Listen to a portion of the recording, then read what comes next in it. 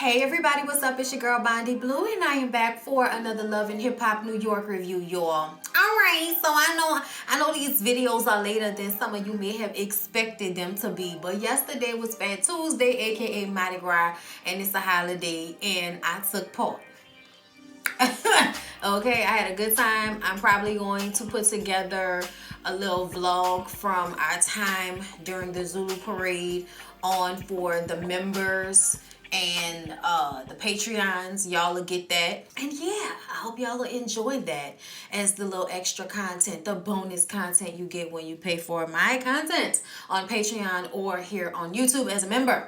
All right, now we did get it in, and I did sleep, but I'm still kind of like hazy a bit. But you know what? We gonna get into these notes, and hopefully I'll get through it and it won't be so painful. Because sometimes, y'all, my mind just be like, huh? I be like that sometimes. So I'm trying to like get my mind together. All right, y'all. So Remi got off. All right. We all know what happened. We know that Remi didn't have to go to jail for punching Brittany Taylor in the mouth for talking slick, if that is what happened, allegedly. Okay.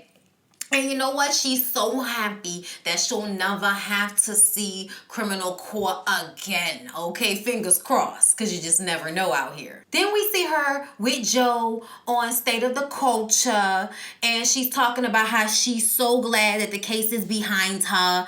And, you know, people were really coming at her, trying to weaponize her past. She was like, yeah, I need to use that in a lyric. I need to use that in a rap. Like, weaponize my past. Yeah, like, I was just like, wait a minute. Yeah, that was funny to me. I don't know why. Anyway, so then they discussed this rumor that Sin and Joe are back together because they showed up to Erica's baby shower together. And so now, you know, I guess people think that they're a couple again. But he says, I would like to project unity between me and my significant other. We're working on communicating. That's it. And everyone should mind their business. Thank you. That's all. You may report to your classes. Like, Joe's a fucking principal. I'm over Joe because I feel like Joe is full of shit. I feel like Joe is trying to make us think that something's gonna happen between him and Sin, but then there's a rumor out there right now that Sin might be messing around with Matt Barnes, okay, who just broke up with his baby mama. Ain't that Amon's daughter that he was going with? Child, I don't remember. Okay, either way, Sin and Joseph ain't about to get together. They just on the show messing with our emotions. And I don't have time for this with them. Okay? Let's move on. Yandy, Jonathan, and Sin meet up. And they tell her what happened at the tea party. And everybody's joking about how Samaya's tea was supposed to make everything all better. And it's like, no. But it fosters communication. Like, people talk when they drink tea. Yandy says in her 37 years, she's never had a drink thrown at her. I said, really? Love and Hip Hop, where y'all with these tapes? Really? Nobody's ever thrown a drink at Yandy? All the time she's got into altercations in clubs and nobody's ever thrown a drink at her? Am I to believe this? I don't know. I'm sorry, but I don't know if I believe that at all. Sin tells them about the real spicy attitude of Tahiri when she met up with her and Erica, and they were talking about Joseph and how she's the ex. And I'm like, you know, what do you mean you're the ex? Like, you need to just let it go. And I feel the same way. I feel like Tahiri made herself look dumb when she said that. Like, I know what she meant, but you made yourself look dumb. Because at the end of the day, no ex, okay, is going to top a baby mother. If you were in the relationship with said baby mother. And they were in a relationship. That wasn't just an accidental pregnancy. So I just kind of feel like Tahiri really should have not come at her with the spiciness. She could have pulled it back a little bit. But Sin, like I said before, works on my nerves because you real rah-rah in the confessional. You real running off at the mouth when you're with your friends. But then when you get in front of somebody, you want to be mature and you don't want to get into it with anyone. And it's just like, well, stop running your fucking gums. You know what I mean? That's just how I feel about sin. Okay? But let's go ahead and press. Jonathan asked about she and Joseph. What's happening there? And she says, look, I don't know, what's in the future for us, but I'm not going to say that I don't love that man, because I love that man. And I'm just like, oh, you do? You love that man? Oh, all right, girl. Child, please. Safaree and Erica. Okay, Safaree is going to Brooklyn for like a little press event because he's releasing his album Strat. Okay, and y'all remember, it was on the blogs when Safaree was on a billboard with the Strat album cover on it. And he was just on top of the billboard in a fur coat rapping and walking back and forth. And we thought, somebody was going to arrest him after that because Lord knows he acts crazy sometimes. Like, that definitely looked like something where the cops going to be like, Safaree Samuels, get the fuck down. We're going to arrest you for this shit.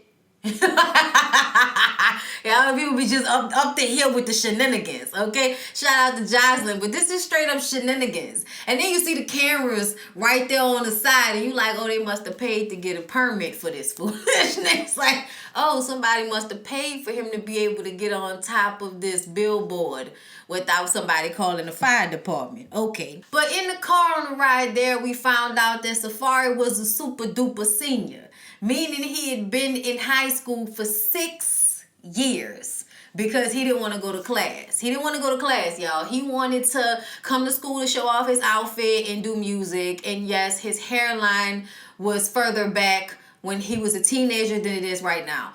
I mean, y'all, and then we could see it. The HD on my TV shows me a clear demarcation line where the Beijing begins and the hairline ends.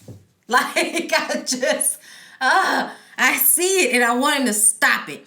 Okay, but yeah, telling everybody that you was a super duper senior is not exactly like, something to be proud of. You should have kept that shit to yourself. Okay, you lucky that girl's pregnant for you already. Who wants to have a baby for a nigga with, brain cells that left him being a super duper senior? Like talking about, I just didn't want to go to class. I don't want to hear that shit.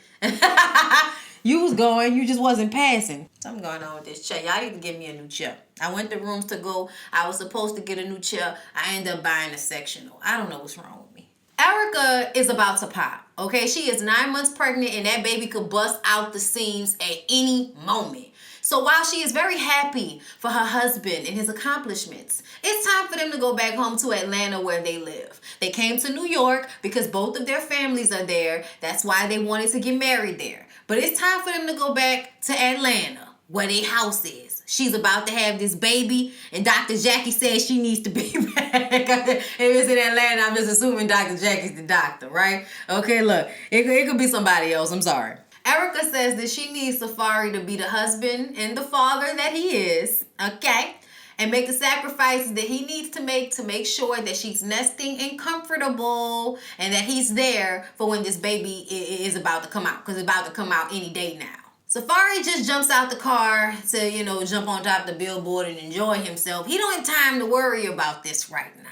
All right, he loves her, he loved the baby, but right now, this is about him. Strat! Erica and her belly meet up with Safaree, and she did look super cute, but I was like, oh my God, is the baby cold? Like, I don't know why, y'all, whenever your stomach stick that far out, when you're pregnant, and then it's cold outside, I be like, bitch, your belly button ain't cold or nothing. But yes, y'all, okay, they sit down and talk about how scared she is that she's gonna be alone for the birth of this baby the way she was alone for the birth of her first baby. Okay, y'all know King, her oldest son. And she referenced how she was all alone when she had him. Nobody was there to help her. And I was just like, Erica, don't you have family members? What you mean with nobody there to help you? I need for you to explain more. Because I feel like you love trying to make it seem like your situation was so much harder than it really was. Just how she said when her dad died, nobody was there. And it's like, well, wasn't Safaree there? And wasn't that the reason why you fell in love with him? Because he was there to support you when your father passed away? I don't. Okay, you see what I'm saying? Like, you just don't know if somebody was really not there for her at the end of the day. But you know what? I digress. She's scared, and she tells Tahiri that. And Tahiri continues to be, friend of the show, sounding board. Like, I don't know why she in the credits. Ain't shit going on in her life, okay? She's just there to bounce ideas off of for Erica Mena. But anyway, I'm just saying, I think that's funny how Tahiri ended up being kind of a B character on the show, but whatever. Tahiri says that Safaree needs to man up and, be a husband, be a father, blah, blah, blah, blah, blah. Okay, we all know that Safaree is going to be there when that baby is born. All right, not to say that that wasn't a real fear of theirs, because when he posted him holding a baby, he was like, oh, I made it by the skin of my chinny chin chin and all of that. But we didn't even know when they had the baby. I remember she was posting pregnancy pictures, and I was like, she gotta be 11 months pregnant at this point. Like, why she ain't had that damn baby yet? And then we saw that they had the baby. And I was just like, geez Louise, she was pregnant for a long time. Like, Lord have mercy. I don't even know when we taping, when the show was off. I don't know anything anymore. All I know is she finally, did have the baby, okay, in January, I believe. And wasn't it January, y'all? Tell me if I'm wrong, but I believe it was January. She had the baby in January, and Safaree was there. And they have been protecting their little child. We haven't seen, many pictures except for like Safaree holding the baby and stuff like that. But I'm waiting on it, because I'm sure People Magazine and Safaree and Erica will flood my timeline with pictures of this baby whenever they're ready. So moving on, Safaree has other things going on in his life, okay? The Straight album is about to come out, and he has this little party, album release performance situation with him, Fresher, and Pap. Okay, and Pap comes in. Everybody congratulates Pap on his wife not having to, take the L and get a year in jail time. Okay, the judge threw the case out. Everybody's happy. We get out on stage. Okay, we supposed to be live in this bitch. We supposed to be rich in this bitch. Like, okay, I'm sorry. Let me see. I think I wrote down the lyrics a little bit. Wall to wall in this bitch. Standing tall in this bitch. Yeah, I ain't gonna lie. Every time I hear it, I like it more. Get it, Fresher. I'ma just say this, Safaree. I think Safaree is an okay, elementary my dear type rapper. Okay, like seriously. But I did like that song. But I felt like Fresher and Pap were the two best parts about that song. Safaree, you need to do something, son. Okay, you need to just help other people. Maybe it ain't there for you to be an artist. Okay, I don't know what your numbers did. I don't want to say that because, like, I just kind of feel like that's trash to tell somebody what they should be doing, what their dream should be. But I'm just going to say, it seems as if he facilitates better than he does the thing himself. Just saying. So, great performance. Now we got to tell Erica that we going to be gone for 2 weeks after we drop her ass off in Atlanta. Okay, we got to go on a tour. And Erica did not want to hear that, okay? Erica says she can have the baby tomorrow, and she does not want to hear that there's a greater possibility that Safaree will not be there for the birth of their child, okay? So she's stressed out, but he says he cannot turn down this 2-week tour. He can't turn it down, but he is going to be there for the birth of their child. He promises her that, and he made it. So, that's it. Chrissy, Jim Jones, and Nancy. Okay, a.k.a. Mama Jones. But I'm calling her Nancy because her titties are in my face. Okay, and I just don't feel comfortable putting Mama on the beginning of anything right now. Okay, so Chrissy did the interior design, so to speak, for Nancy's new house that Guelmo, a.k.a. Jimmy, has built for her. Y'all know her house burned down 2 years ago, and they've been building the house for 2 years, and Chrissy has been doing the coloring and the painting and the the window and the trim and all that. She's picked out all of the base level things for the house. Nancy don't know that. Nancy gonna be upset when she find out about that, because Nancy don't like Chrissy and Chrissy don't like Nancy. But everybody loves Guillermo, a.k.a. Jimmy, okay? Personally, I feel like if somebody's giving me a free house and the design is nice enough, I can give a shit. I didn't have to pay for it. I don't care. Thank you. I appreciate that. Okay? It's still my home. It wasn't like she designed it with furniture. She just picked the backsplash, the paint colors. You know what I'm saying? Things like that. Now, maybe it would have been nice if Jimmy would have allowed for his mom to pick things, but something tells me that that process would have took longer and been more strenuous for him if he'd allowed her to pick every little thing about the house. Probably was simpler for him to just let Chrissy take care of it. Okay, you ain't got to pay her that much. Get it done, finally, and then give his mom the house. Now, I don't know why he felt the need to tell Nancy that he let Chrissy design the house. I don't think that was necessary at all. I don't think she needed to know. But hey, we need a storyline. We got shit else going on, okay? We bring in Nancy with the finger waves and the titties in the confessional and the fan and boom, bow, pow. Y'all got a storyline. So Nancy sees the house. The house is very nice, okay? It's beautiful. The floors are nice. The backsplash is nice. She did a nice neutral palette so that Nancy could come in and do whatever wild, crazy hood shit she's gonna do with it. But at base level, okay, she started off with something that you could take either way. You can take it modern, you can take it old lady, you can do whatever you want to do with it, okay? Once they tell her, okay, after she done cried and thanked Guillermo and, you know, oh my God, I love it, I'm in my house, oh my God, I'm so happy I'm in my house, oh my God, I can't believe I'm finally in my house, you know, all of that. After she done did all of this thanking of Jesus and everything, they tell her that it was Chrissy that did the interior design, and now all of a sudden, see, I knew I wanted to change the colors. I knew I didn't like everything about this. I knew it. All right. Okay. Nice way to say thank you. Okay. No, you lied to me, Guillermo. You should have told me. Ain't nobody say nothing to me about the fact that Chrissy was about to be designing anything. Nobody say nothing to me. Y'all know we don't get along. She don't like me. I don't like her. Now all of a sudden she don't like the house. She was just laying on the damn floor talking about how much she loved it, and now she don't like the house because she found out that Chrissy picked out the paint colors. Child, go to bed with this. Guillermo, get your mo. Get away from me. So y'all, Fresher meets with Jen. Fresher's still living with his grandmother on a couch. Okay. He meets with Jen to tell her that he got a loan for a house in Jersey. He is really adamant about moving his family into a better neighborhood, and he is not letting the situation with owing Jada money get in the way of that, okay? But he has to set something up with Jada because he has to pay her because he doesn't want her to take him to court because something tells me he definitely owes her money, so he doesn't want to have to end up paying her on top of paying for lawyers' fees, right? The problem here is that Jen wants to be a part of the discussion, okay? She wants to be taken along to talk to Jada. That is not a good idea. It's not a good idea for two different reasons. Well, for a few, but just main two. Obviously, Jada and Fresher's relationship was more than just managerial and more than just sex, okay? There was some feelings involved in this relationship.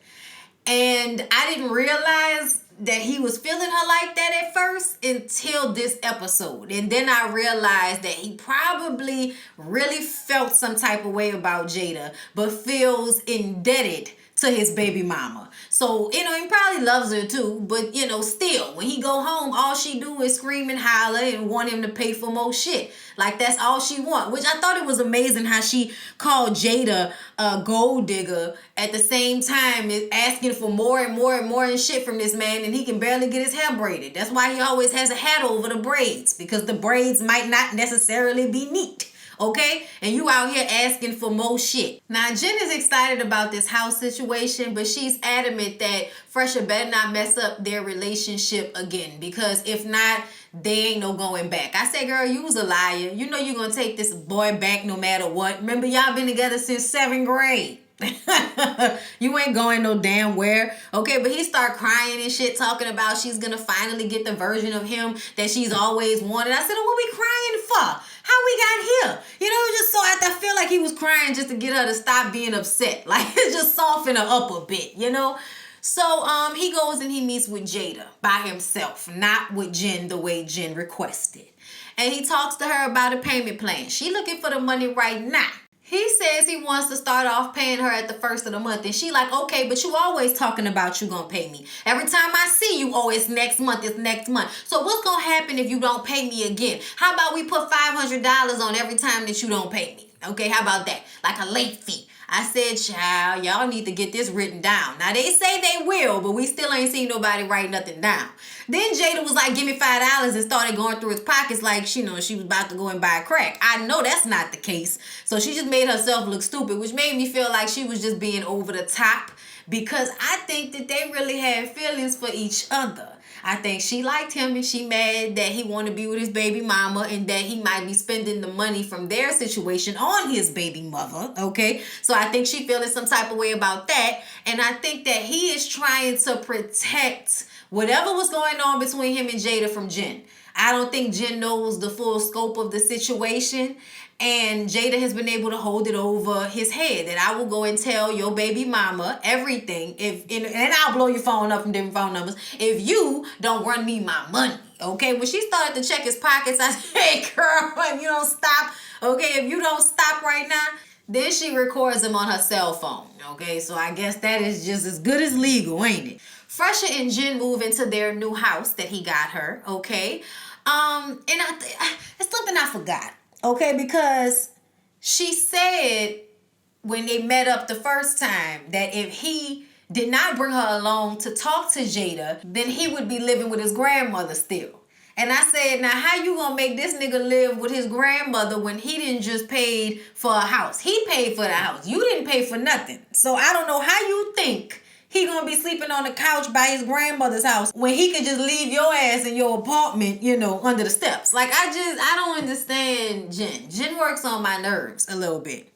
Fresher works on my nerves too because he's a liar and he's a scumbag. But he's talented, okay? And she is annoying because she doesn't realize that at the end of the day, you talking this our money shit, and a part of, you know, saving our money is not having you complicate the situation with Jada. So Jada wants to take him to court, and then she'll end up taking the money that he owes her, plus he'll end up having to pay lawyers' fees, okay? That's difficult right now because he just got this loan for the house. He trying to pay Jada back. He has a whole bunch of stuff going on. So when Jen walks through the brand new house that he just got her, she's talking about how she wants marble countertops. So she wants to change the countertops in the kitchen. Then she wants to add a slide for the kids to the pool in the backyard. I said, so you mean to tell me you can't just be happy with the way this shit is set up for right now? You can't just be happy with the way this is. Talking about, I know you got the money. You don't know shit, obviously, if you know he got the money, because he ain't got the money, okay? So I don't understand what's going on. She wants to be included, but then it's if she don't know nothing about the finances whatsoever. I don't get it. But anyway, she starts to flip out about not being able to get her way with this house. And he decides it was a good time to bring up him meeting up with Jada without telling her. So now she pissed off because he didn't went and made an agreement about this money with Jada and she wasn't there. And she's like, she asked, why would he do that? And he says, because I thought that it wouldn't be fair to Jada if you were there. And she was like, fair to her? Fair to her? Who the fuck is she? Who the fuck is she? No, because if I pull her head off of her body, then you helping me bury her body. Do you understand me? I said, oh, she crazy. She's crazy. Somebody get her. She's crazy. That bitch crazy as hell. Okay? She says they're going to furnish this house. And then they gonna deal with this raggedy ass, thirsty ass, gold digging ass bitch. I said she needs to get put on some type of medication, okay? Yeah, I definitely feel like Fresher is hiding something about the relationship with Jada from Jen. And I think, y'all, like I've said so many times, that Jen needs to go to therapy. Fix herself. Because Lord have mercy, if anybody is too thirsty, child, it's you. I know you feel like you are owed everything he's giving you. He's going to give you and all that. And I get that. You know, that's your baby daddy. What's his is yours and all that bullshit. But he ain't married you yet. What do you have of your own? You've been with this nigga since you was in the 7th grade. Like, that's depressing. I know y'all think that's cute and something to be proud of. But in all actuality, who you been messing with? Because he been messing with anybody he wanted to mess with since 7th grade, including your ass. Child, this look dumb to me. But yeah, y'all, that was Love and Hip Hop New York. I hope y'all enjoyed the review. Please don't forget to like, comment, and subscribe, and I'll see y'all in the next one.